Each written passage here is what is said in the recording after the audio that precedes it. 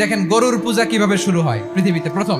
বনি ইসরায়েলের এক দুষ্ট লোক ছিল, নাম সামিরি। সে সবাইরে বলল তোমাদের স্বর্ণগুলো ফালাও। স্বর্ণগুলো ফেললো, বনি ইসরায়েলের স্বর্ণগুলোকে গলিয়ে গরুর বাচ্চা বানালো, গোবৎস। জিব্রাইল আলাইহিস সালাম যে জমিনে এসেছিলেন, ওই ফেরেশতার পায়ের নিচের একটু মাটি সে বুদ্ধি করে প্যাকেটে রেখে দিছিল।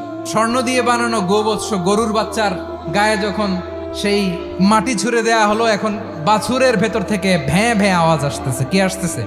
সবাই তো অবাক। সামিরি বলে, আরে তোমরা যে 70 জন দিয়ে মুসা আলাইহিস সালাম রে পাঠাইছো ওইদিকে, এত ঘুরতেছে, আল্লাহরে খুঁজে পায় না, আল্লাহ তো এটার ভিতরে ঢুকছে। নাউজুবিল্লাহ, এটার ভিতরে সেজদা দাও। এই সেজদা দিয়ে গেল। হারুন আলাইহিস সালাম তাদেরকে বুঝালেন, শিরক করো না, আল্লাহরে ভয় করো। শুধু এতটুকুই তিনি বুঝালেন, দাওয়াতি কাজ পালন করলেন, কিন্তু প্রতিরোধ করেন নাই। এই ঘটনা থেকে শিক্ষা কি?